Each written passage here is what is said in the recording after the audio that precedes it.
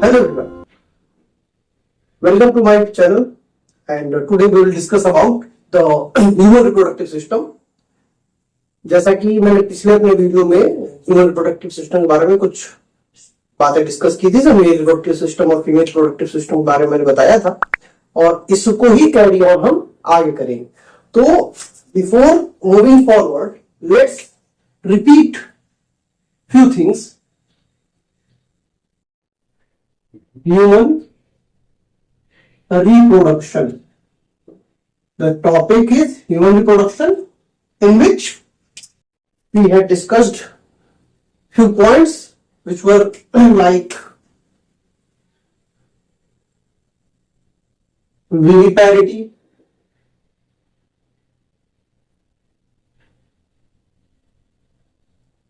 sexual dimorphism, and unisexual. ठीक है, हिंदी में बता देता हूं. विविपैरिटी इसको कहते हैं जरा युजता. सेक्सुअल डायमॉर्फिज्म को कहते हैं लैंगिक द्विरूपता. यूनिसेक्सुअल यानी कि एक लिंगी. अब ये 3 पॉइंट क्या है? जरा युजता, जो जीव सीधे बच्चे पैदा करते हैं. ठीक है, मीन्स कि वो फुल्ली ग्रोन एंड डेवलप बच्चे पैदा करेंगे.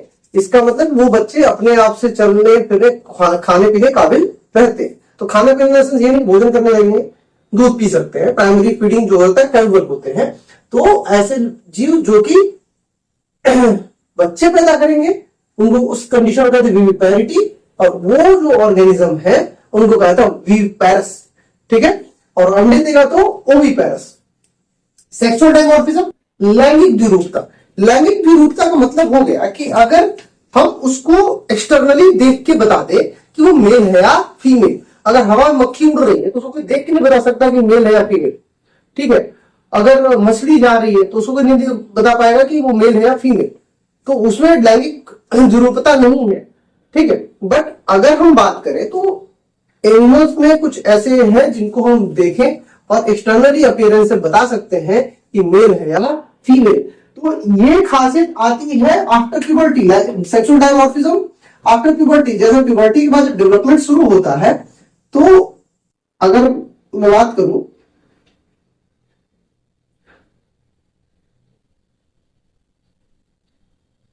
तो मैं 2 स्ट्रक्चर बताऊं. ठीक है, और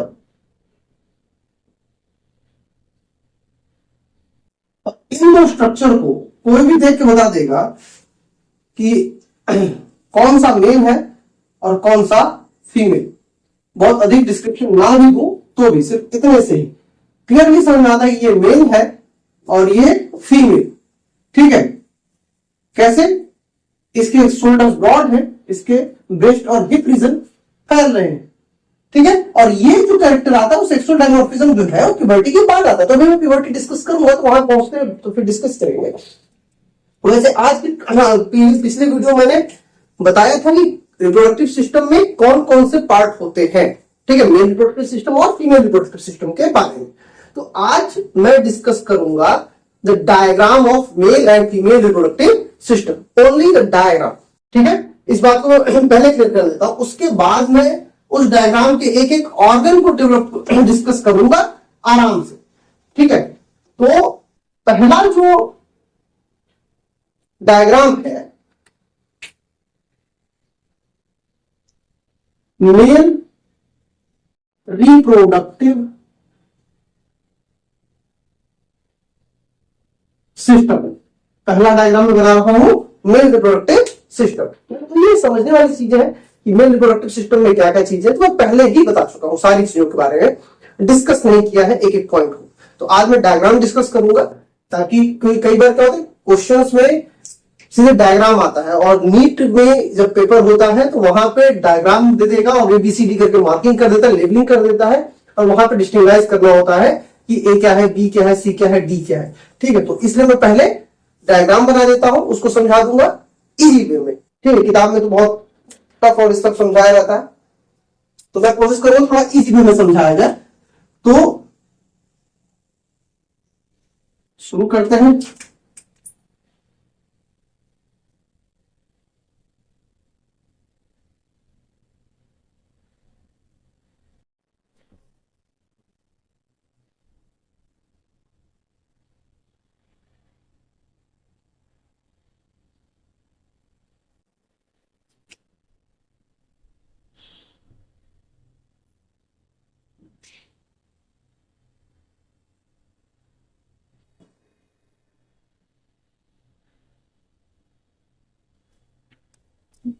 और यहाँ पे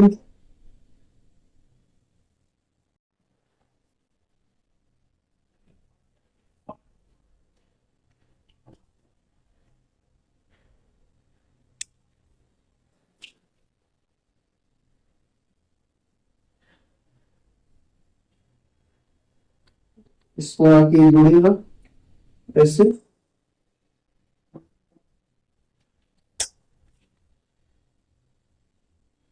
इसे जोड़ता है, यहाँ पे जोड़ते हैं दो ग्लैंड्स,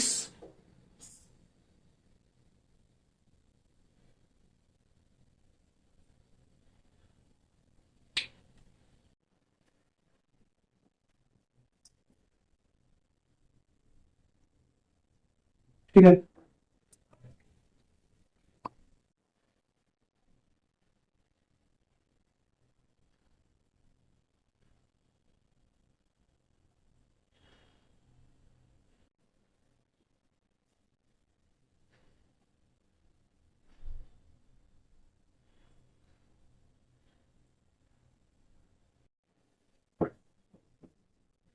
अब एक एक चीज को मैं बता देता हूं, समझा देता हूं।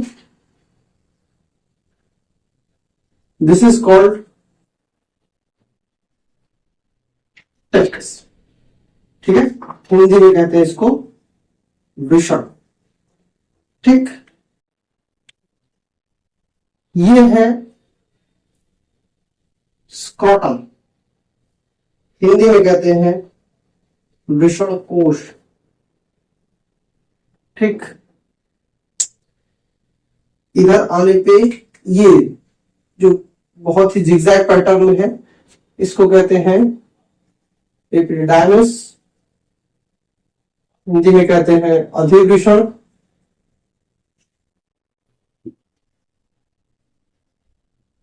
ये है वॉस डिफरेंस, ठीक है। ये है सेमिनल वेसिकल, हिंदी में इसको कहते हैं शुक्राशय, ठीक है। अभी डायग्राम बना लो, उसका आराम से समझाता हूं। ये है प्रोस्टेट ग्लैंड, हिंदी में है ये पुरोस्त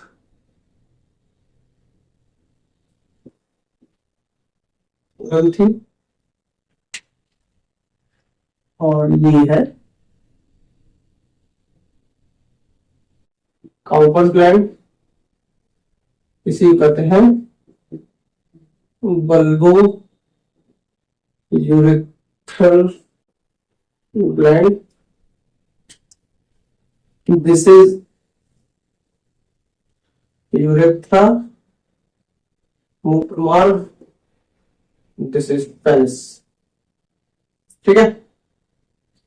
हिंदी में कहते हैं शिशु। अब इसको मैं एक बार समझा देता हूं, ठीक है। It is a complete structure of male reproductive system. अब ध्यान से, यह है रेड कलर का टेस्टिस, हिंदी में कहते हैं वृषण। यहीं पे स्पर्म का फॉर्मेशन होता है। ध्यान से सुनते रहो ये बात, और इसको समझना पड़ेगा। शुक्राणु या स्पर्म का फॉर्मेशन कहां होता है? टेस्टिस में। इसके बाद जिगजैग पैटर्न है जो कि है एपिडर्मिस। जिगजैग पैटर्न होता है, ये टेस्टिस के ऊपर देखने पे 2 से 4 सेंटीमीटर के आसपास दिखता है, बट अगर इसको एक्सपेंड कर दो तो लगभग 7 से 8 मीटर लंबा हो जाता है। तो जिगजैग पैटर्न होने से हो जाता है कि छोटी दूरी में ज्यादा सरफेस एरिया अवेलेबल हो जाता है। तो यहाँ पे जो स्पर्म बने हैं वो प्राइमरी स्पर्मेटिड होते हैं, तो डेवलप नहीं होते। डेवलप होने के लिए इसी में आते हैं, तो यहाँ से मैच्योर होते हैं, डेवलप होते हैं। और इसके बाद ये आते हैं वसा डिफरेंशिया या वसा डिफरेंस, इसको हिंदी में कहते हैं शुक्र वाहिनी। ठीक है, जो हिंदी मीडियम वाले हैं उनके लिए भी आसानी रहेगा, हिंदी में कहते हैं इसको शुक्र वाहिनी। तो इस नाम से क्लियर है कि शुक्राणुओं को लेके चलती है और ये ले आकर यहाँ पे सेमिनल वेसिकल में डाल देती है। इसके पास है प्रोस्टेट ग्लैंड, पुरोस्थ ग्रंथि और बल्बोइरेथ्रल ग्लैंड या काउपर्स ग्लैंड। पुरोस्थ ग्रंथि या प्रोस्टेट ग्लैंड जो है ये बहुत से न्यूट्रिएंट्स और वो चीजें जो कि डेवलपमेंट के लिए इंपॉर्टेंट है। ठीक है, कुछ एंजाइम्स जैसे प्रोस्टेट ग्लैंड प्रोस्टाग्लैंडीन है, ठीक है, सिट्रेट है, लाइसोजाइम है, माइलेज है, तो ये सारी चीजें इसमें भरता रहेगा। सबसे खास होता है हाइलुरोनिडेज, एक एंजाइम है जो कि हाइलुरोनिक एसिड को ब्रेक डाउन करता है, जो कि एक वॉल पे पाई जाती है। तो खैर अभी मैं वहां पहुंचूंगा, आराम से एक्सप्लेन करूंगा और अभी एक एक ऑर्गन को डाइसेक्ट करके पूरा एक्सप्लेन करूंगा। ठीक है, तो डायग्राम बना के अभी तो मैं सिर्फ डायग्राम एक्सप्लेन कर रहा हूं, the whole diagram of male reproductive system, इस बात का ध्यान रखना। तो अब यहां पे जब ये मिक्स होता है तब बनता है फीमेल।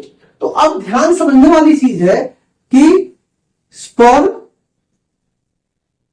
सीमेन। अभी कुछ साल पहले मुझे एक कॉल आई, मेरा बहुत पुराना दोस्त स्टूडेंट था सॉरी, तो उसने मुझे पूछा कि सर ये सीमेन और स्पर्म में क्या डिफरेंस है, एजैकुलेशन में क्या निकलता है, सीमेन निकलता है या स्पर्म निकलता है।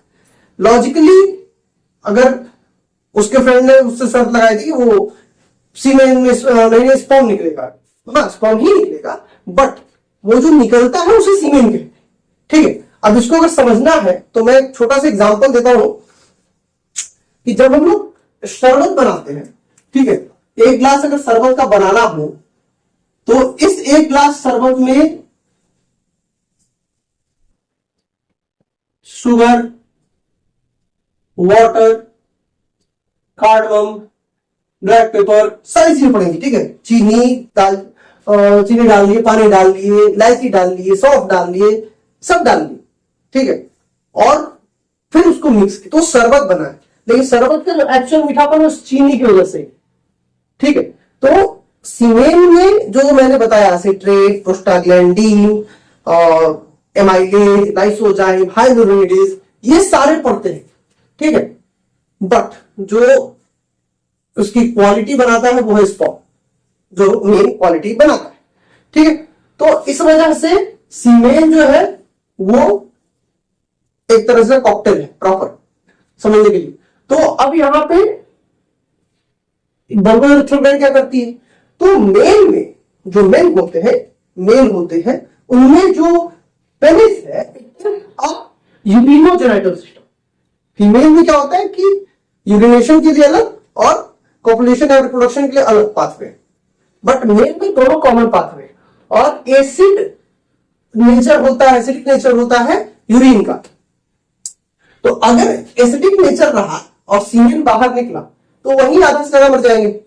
ठीक है, तो यहां से यहां तक के एरिया को लुब्रिकेट करना ताकि वो स्मूथ रहे और अपर सरफेस को लुब्रिकेट करना ताकि ये कॉपुलेशन में हेल्पफुल रहे, इसके लिए बल्बोइरेथ्रल ग्लैंड या काउपर ग्लैंड का काम होता है, आता है। ठीक है, now this is the penis. Penis जो है it is a muscular structure, non bony structure है। अभी पेनिस के स्ट्रक्चर ग्लास पेनिस मैं बताऊंगा। ठीक है, ये जो मैंने आउटर लेयर बनाई है इसकी स्किन है जो, इसका बहुत रोल है बहुत से अलग अलग धर्मों में। ठीक है, यहूदियों में, मुस्लिमों में करते क्या है कि उसको ये हटा देते हैं। इस प्रोसेस को कहते हैं सर्कमसीजन। इस प्रोसेस को क्या कहते हैं, सर्कमसीजन। वो लोग कारण को बहुत सी चीजें देते हैं, अगर पूछोगे तो प्रॉब्लम ये है कि प्रॉपर जानकारी ना होने की वजह से उल्टी सीधे ज्ञान देते हैं। ये जो धर्म है या मत है, जो मत है ये आए ऐसे क्षेत्रों से जहां पानी की बहुत कमी है, व्यवहारिक किल्लत, तो वहां इसको क्लीन करना, हाइजीनिक रखना मुश्किल था, क्योंकि इस स्किन के नीचे जमा होता है स्मेग्मा बनता है और उसमें बैक्टीरिया ग्रो कर जाते हैं जिससे इंफेक्शन का खतरा रहता है। तो धोएगा किससे, बालू से, तो बालू से तो धो नहीं सकता, तो उन्होंने कहा कि स्किन ही हटा दो। न रहेगी बांस न बजेगी बांसुरी। तो उन्होंने स्किन ही हटा दी जिससे कि वो एरिया क्लीन कर गया, झमेला खत्म। ठीक है, क्योंकि मैं इसलिए बता रहा हूं कि मेरे साथ में मित्र थे, बायो के स्टूडेंट थे अच्छे खासे, और उन्होंने इस चीज को, भाई साहब ने फेसबुक पे, बहुत पहले की बात है, फेसबुक पे डाला हुआ था कि इससे एड्स नहीं होता, कैंसर नहीं होता। तो मैंने उसको मैसेज किया, भाई पोस्ट डाले हो, शेयर किए हो, पढ़ा है इसको? तो उसने बोला कि हाँ क्या हुआ? तो मैंने उसको पूछा कि इसमें कैंसर और एड्स कैसे नहीं? बोला कि नहीं ऐसे लिखा था। तो प्रॉब्लम यह है कि कईयों को भी ये बात नहीं पता है, कैंसर और एड्स का इससे कोई लेना देना नहीं बचेगा भाई। वायरस देखता नहीं, वायरस क्या पता तुम किस जाति किस धर्म के हो। ठीक है, तो ये बेवकूफी वाली चीजें हैं, कभी भी इस पे मत पड़ना। वायरस, बैक्टीरिया, ये कभी तुम्हारा धर्म नहीं पूछेंगे। ऐसा नहीं होगा कि आप इस धर्म के हो तो आपको वायरस नहीं पकड़ेगा, और उस धर्म के हो तो वायरस पकड़ लेगा। ठीक है, तो ये कॉमन रहता है। तो रीजन कुछ और रहता है, खैर चलो। ये एक कंप्लीट स्ट्रक्चर हुआ मेल रिप्रोडक्टिव सिस्टम। ठीक है, इसके बाद अभी जब मैं डिस्कस करूंगा तो सारे ऑर्गन के लिए अलग अलग वीडियो बनाऊंगा, अलग अलग डिस्कशन करेंगे उसमें। ठीक है, उसमें क्या काम की चीजें हैं, कौन कौन से क्वेश्चन आते हैं मैं बताऊंगा। तो इसमें जो क्वेश्चन आता है बेसिकली वो ऐसे लेवल कर देगा, उसको 4-5 लेवल कर देगा और एबीसीडी करके दे देगा, और उसमें सीक्वेंसिंग दे देगा कि इसको मैच करो, ए क्या है, बी क्या है, सी क्या है, डी क्या है। ठीक है, तो इसको अच्छे से एक बार देख लो, डायग्राम को बुक से मिला लेना, पढ़ लेना। अगर कुछ छूटता है तो फिर वीडियो कमेंट सेक्शन में मिला देना, मैं उसको रिप्लाई कर दूंगा। ठीक है, now moving on, we will discuss the female reproductive system. ठीक है, हम बात करेंगे अब फीमेल रिप्रोडक्टिव सिस्टम के बारे में। आई होप कि मेन वाला समझ में आ गया होगा। नहीं समझ में आता है, फिर प्रॉब्लम आती है तो फिर उसको फिर से समझा दें, कोई बड़ी चीज है नहीं। अब फीमेल रिप्रोडक्टिव सिस्टम की बात करते हैं। फीमेल रिप्रोडक्टिव सिस्टम में देख लो कुछ चीजें खास है, बताऊंगा इसमें।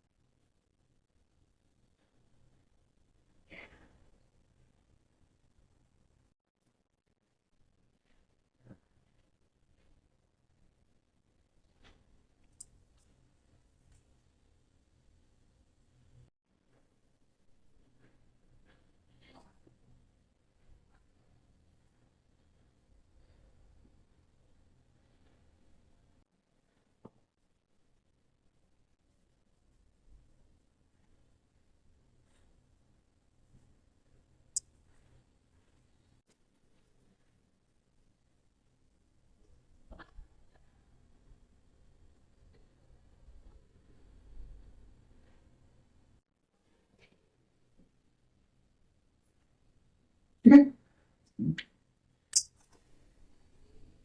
इसके अलावा ये हो गया फीमेल रिप्रोडक्टिव सिस्टम में। अब इसमें कुछ बातें मैं पहले बता देता हूं थोड़ा सा समझने के लिए। फीमेल रिप्रोडक्टिव सिस्टम मैंने कहा था कि ovary, fallopian tube, uterus, vagina, इसके अलावा भी यूज होता है जो कि है ब्रेस्ट। ठीक है, तो अब वहां उसको समझने के लिए मैं डायग्राम पहले बना लेता हूं ताकि आसानी से समझ में आए।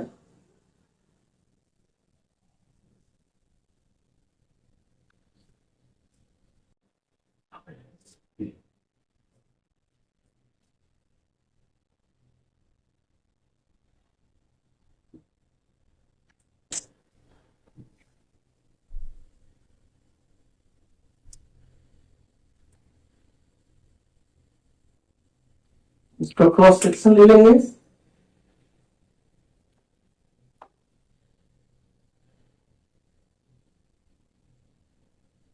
इसको हम लैटरली देखते हैं अगर तो ये कुछ ऐसा दिखेगा।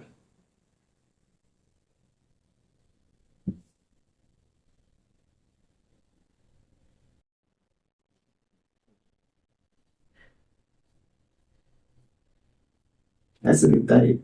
ठीक है, तो ये जो स्ट्रक्चर हो गया, इसमें न्यूक्लियर सेक्शन बनाया है, इसको मेंशन कर देता हूं। ये हो गया ये वाला स्ट्रक्चर, और इसके अंदर जो होती है वो ऐसे डक्ट निकलती है।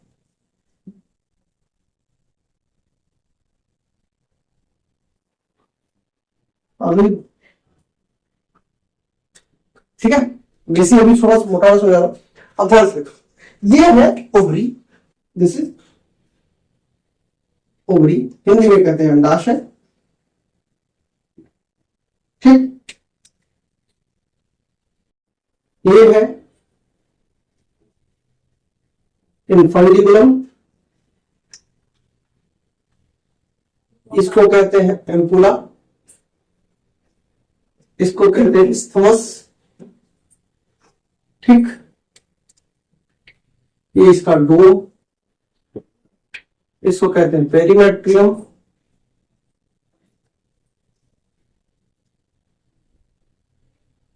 ये इसका मायोमेट्रियम है या मीजोमेट्रियम कहते हैं, और ये इसका एंडोमेट्रियम। ठीक है, ये इसका सर्विक्स है। ठीक, this is called fornix and this is vagina.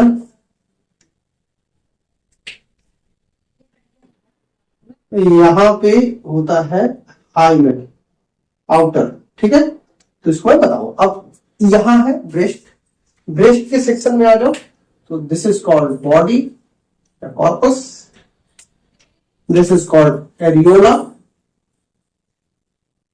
And this is called tit या निपल, और ये है लैक्टिफेरस ग्लैंड्स। अब ध्यान से चीज समझाता हूं, एक एक चीज ध्यान से। ओवरी अंडे का निर्माण करती है जो आगे चल के प्रजनन में हेल्प करेगा। ठीक है, इनफंडिबुलम या इसको हिंदी में झलरीदार कीट कहते हैं, इसका काम क्या है देखो, ये अटैच नहीं होता, ये ऐसे रहता है ओवरी से, और जब अंडा निकलता है बाहर तो ये ऐसे इसके पास जाता है और अंडे को कैप्चर करता है, बस इसका फिर अलग हो जाता है। ठीक है, और यहां पे इसको ऐसे अटैच करता है, ऐसे, इसको कहते हैं मीजोवेरियम।